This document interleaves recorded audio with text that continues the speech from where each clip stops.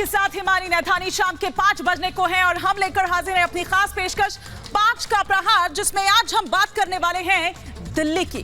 आखिरकार तमाम जद्दोजहद और मशक्कत के बाद दिल्ली को मेयर मिल गया, या फिर यूं कहिए कि मिल गई। 10 साल बाद दरअसल दिल्ली को फिर एक महिला मेयर मिली है। इससे पहले आपको याद होगा रजनी अब्बी आखिरी महिला मेयर थी।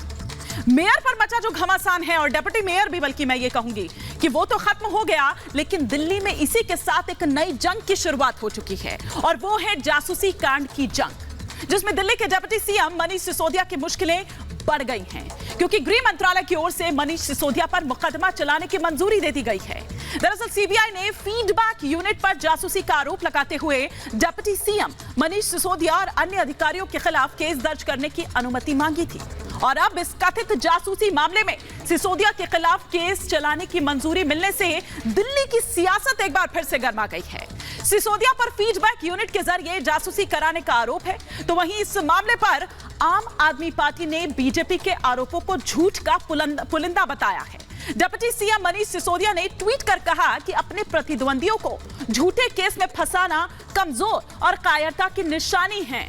आज इसी पर कर रखे हैं 5 का प्रहार, लेकिन उससे पहले तमाम जो और जानकारी है, वो तमाम और जानकारी हम यहां पर आपको देते हैं कि किस तरह से दरअसल जासूसी कांड में मनीष सिसोदिया का नाम सामने आया है, और किस तरह से जासूसी कांड में दरअसल फंसे हैं मनीष सिसोदिया। एक एक कर तमाम वो जो जानकारियां हैं वो आपके टेलीविजन स्क्रीन पर जो इस वक्त आ रही है, वो हम एक एक कर आपको दिखाते हैं कि किस तरह से दरअसल एक जो फीडबैक यूनिट है, वो फीडबैक यूनिट दरअसल तैयार करने की यहां पर बात हुई थी। और इस फीडबैक यूनिट के बाद यह कहा गया कि क्यों दरअसल इसका अगर हम कहें कि इसका गठन किया गया, विजिलेंस डिपार्टमेंट मनीष सिसोदिया के ही पास है। जासूसी कांड में फंसे हैं मनीष सिसोदिया, जिसमें साल 2015 की बात करें तो फीडबैक यूनिट का दरअसल गठन किया गया था।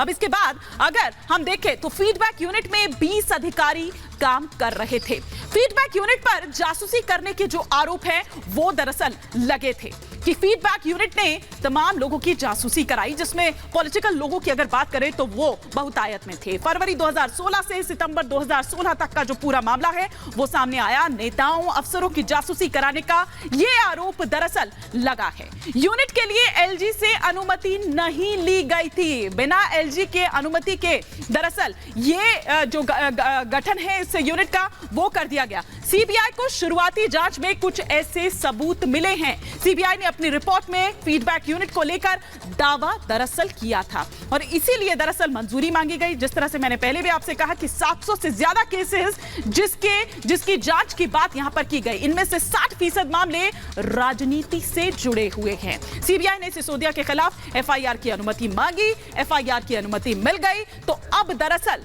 मुश्किलें बढ़ने वाली है मनीष सिसोदिया की। केंद्रीय गृह मंत्रालय ने केस दर्ज करने की यह अनुमति दे दी है, और जाहिर तौर पर पहले से ही अगर हम देखें तो शराब घोटाले मामले में फंसे हुए, और वहीं अगर दूसरी तरफ हम देखें तो अब ये जो जासूसी वाला मामला है इसमें भी एफआईआर दर्ज करने की अनुमति मिल गई है। अब 5 का प्रहार के कुछ सवाल जो खड़े हो रहे हैं, एक एक कर वो सवाल आपके टेलीविजन स्क्रीन पर, ये कि दिल्ली फीडबैक यूनिट में क्या आम आदमी पार्टी के जासूस थे?